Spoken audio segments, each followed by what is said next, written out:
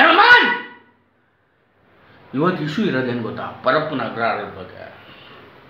ನಾನು ಕೇಳೋದು ಒಂದು ಪ್ರಶ್ನೆ, ಈ ಜೈಲವ್ರಿಗೆಲ್ಲ ಒಬ್ಬ ಪ್ರಜೆಯಾಗಿ ಕೇಳ್ತೀನಿ, ಹೆಣ್ಮಕ್ಳಿಗೆ ಯಾಕೆ ಬಿಳಿ ಡ್ರೆಸ್ ಕೊಡಬೇಕು?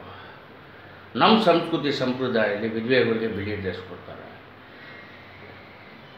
ಕೈದಿಗಳಿಗೆ, ಹೆಣ್ಮಕ್ಳು ಕೈದಿಗಳು ಬಿಳಿ ಡ್ರೆಸ್ ಕೊಡಬೇಕು ಅನ್ನೋದು ಯಾವ ಮಟ್ಟಕ್ಕೆ ಸರಿ? ಸೊ ಬಟ್ಟೆ ಕಲರ್ ಬದಲಾಯಿಸಿದ್ರೆ ಖುಷಿ ಪಡ್ತೀರಿ, ಯಾಕಂದರೆ ಹೆಣ್ಮಕ್ಳು ಯಾವತ್ತು ಬಿಳಿ ಡ್ರೆಸ್ಸಲ್ಲಿ ಇರೋದನ್ನ ನೋಡೋಕ್ಕಾಗಲ್ಲ.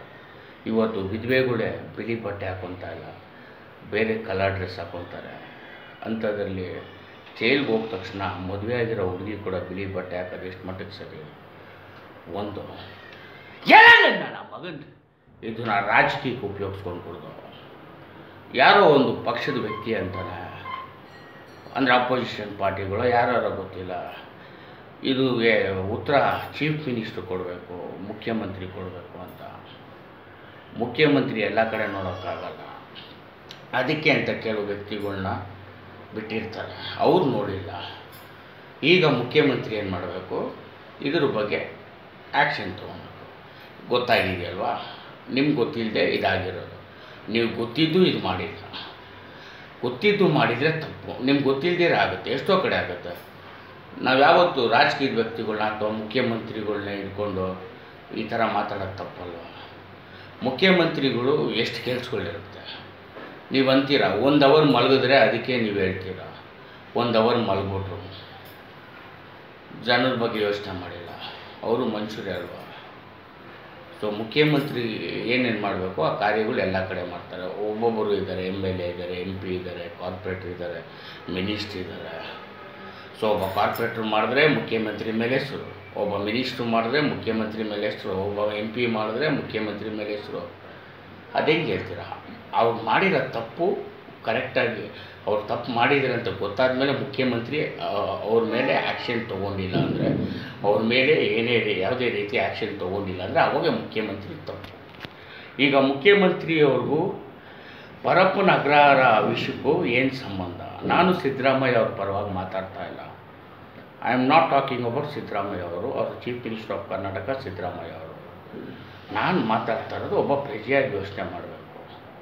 ಮುಖ್ಯಮಂತ್ರಿ ಎಲ್ಲ ಕಡೆ ಇರೋಕ್ಕಾಗುತ್ತಾ? ಎಲ್ಲ ಕಡೆ ಮಾತುಗಳಾಡೋಕ್ಕಾಗುತ್ತಾ? ಮುಖ್ಯಮಂತ್ರಿ ಏನು ಮಾಡ್ತಾರೆ, ತಮ್ಮ ಕೆಳಗಡೆ ಇರೋರಿಗೆ ಒಂದೊಂದು ಜಾಗ ಬಿಟ್ಕೊಟ್ಟು ಆ ಜಾಗ ನೀನು ನೋಡ್ಕೊ ಅಂತ ಬಿಟ್ಕೊಡ್ತಾರೆ. ಆ ಜಾಗ ನಾವು ಸರಿಯಾಗಿ ನೋಡ್ಕೊಂಡಿಲ್ಲ ಅಂದರೆ ಮುಖ್ಯಮಂತ್ರಿ ಗೊತ್ತಾದ ಮೇಲೆ ಆ ವ್ಯಕ್ತಿನ ಮತ್ತೆ ಯಾವ ವ್ಯಕ್ತಿ ನೋಡ್ಕೊಂಡಿಲ್ಲ ಅವ್ರ ಬಗ್ಗೆ ಆ್ಯಕ್ಷನ್ ತೊಗೊಂಡು, ಇದು ಪರಪ್ಪನ ಅಗ್ರಹಾರ ವಿಷಯ ಆಗಿರೋದು. ಸೊ ಇಲ್ಲಿ ರಾಜಕೀಯ ವ್ಯಕ್ತಿಗಳು ಏನು ಮಾಡ್ತಾರೆ, ಎಲೆಕ್ಷನ್ ಟೈಮ್ ಬಂತು, ನಾನು ಹುಚ್ಚ ವೆಂಕಟ್ ಸೇನೆ ಪೊಲಿಟಿಕಲ್ ಪಾರ್ಟಿ ಮಾಡ್ತಾಯಿದ್ದೀನಿ, ಈ ಸರಿ ಹುಚ್ಚ ವೆಂಕಟ್ ಕೂಡ ಪೊಲಿಟಿಕಲ್ ಪಾರ್ಟಿ ಮಾಡ್ತಾಯಿದ್ದಾರೆ. ಹಾಗಂತ ನಾನು chief minister of Karnataka Siddaramaiah ಅವ್ರ ವಿರೋಧವಾಗಿ ಅಥವಾ ಕಾಂಗ್ರೆಸ್ ವಿರೋಧವಾಗಿ ಮಾತಾಡ್ತಾ ಇಲ್ಲ. ಸಿದ್ದರಾಮಯ್ಯ ಅವರು ಒಬ್ಬ ವ್ಯಕ್ತಿ, ಮನುಷ್ಯರು, ಅವರು ನಮ್ಮ ಥರ ಮನುಷ್ಯರು, ಅವ್ರಿಗೂ 100 ಕೆಲಸಗಳಿರುತ್ತೆ. ಒಬ್ಬ ಮುಖ್ಯಮಂತ್ರಿಗೆ ಎಷ್ಟು ಕೆಲಸ ಇರುತ್ತೆ, ಯಾರೇ ತಪ್ಪು ಮಾಡಿದ್ರು ಮುಖ್ಯಮಂತ್ರಿ ಅವ್ರ ಹೆಸರು ಮೇಲೆ ಬರುತ್ತೆ. ಬಟ್ ನಾವು ಯೋಚನೆ ಮಾಡಬೇಕಾಗಿರೋದು, ತಪ್ಪು ಮಾಡಿರೋದು ಆ ವ್ಯಕ್ತಿ ತಪ್ಪು ಮಾಡಿದಾಗ ಮುಖ್ಯಮಂತ್ರಿ ಅವ್ರಿಗೆ ಶಿಕ್ಷೆ ಕೊಡ್ತಾರೋ ಇಲ್ಲ, ಅದಾದಮೇಲೂ ಮುಖ್ಯಮಂತ್ರಿ ಶಿಕ್ಷೆ ಕೊಟ್ಟಿಲ್ಲ ಅಂದರೆ ಅವಾಗ ಮುಖ್ಯಮಂತ್ರಿ ತಪ್ಪು. ಸೊ ಇದನ್ನು ಪೊಲಿಟಿಕಲ್ ವಿಷಯಕ್ಕೆ ತೆಗೆದುಕೊಂಡು ಹಾಗೆ ದಯವಿಟ್ಟು ನಾನು ಕೇಳ್ಕೊಳ್ಳೋದು ಇಷ್ಟೇ, ಪ್ರಧಾನ ಮಂತ್ರಿ prime minister of India Narendra ಮೋದಿಯವರು ಹೆಣ್ಮಕ್ಳು ಕೈದಿಗಳಿಗೆ, ಯಾರ್ಯಾರು ಹೆಣ್ಮಕ್ಳು ಕೈದಿಗಳು, all the girls criminals are there, don't give them white sari, ಬಿಳಿ ಸೀರೆ ಕೊಡಬೇಡಿ.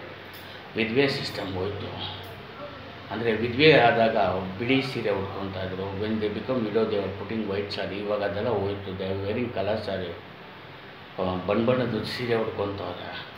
ಹಾಗಂತ ಅವರು ಗಂಡನ ಮರೀತಲ್ಲ, they not forgetting the husband, ಅವ್ರ ನೆನಪಲ್ಲೇ ದೇ ವೇರಿಂಗ್ ಕಲರ್ ಡ್ರೆಸ್ಸು, ಬಣ್ಣದ ಬಟ್ಟೆ ಹಾಕ್ಕೊತಾ ಇದ್ದಾರೆ. ಸೊ ದಯವಿಟ್ಟು ವೈಟ್ ಡ್ರೆಸ್ಸು ಜೈಲುಗಳಲ್ಲಿ ಹೆಣ್ಮಕ್ಳಿಗೆ ನಾನು ಬ್ಯಾನ್ ಮಾಡೋಕ್ಕೆ ಇಷ್ಟಪಡ್ತೀನಿ. ಹಾಗೆ ತಾವು ಬ್ಯಾನ್ ಮಾಡಿದ್ರೆ ಭಾಳ ಖುಷಿ ಪಡ್ತೀನಿ. ಸೊ ಇನ್ನು ರೂಪಾ ಮೇಡಮ್ ಅವ್ರಿಗೆ ತಾವು ದಯವಿಟ್ಟು ಮುಖ್ಯಮಂತ್ರಿ ಅವ್ರ ಹತ್ರ ಹೋಗಿ ಸಾಕ್ಷಿ ಸಮೇತ ತೋರಿಸಿ, ಮುಖ್ಯಮಂತ್ರಿ ಅವ್ರು ಯಾವುದೇ ಥರ ಅದ್ರ ಬಗ್ಗೆ ಆ್ಯಕ್ಷನ್ ತೊಗೊಂಡಿಲ್ಲ ಅಂದರೆ ಆವಾಗ ತಪ್ಪಾಗುತ್ತೆ. By from this firing star Huccha Venkat.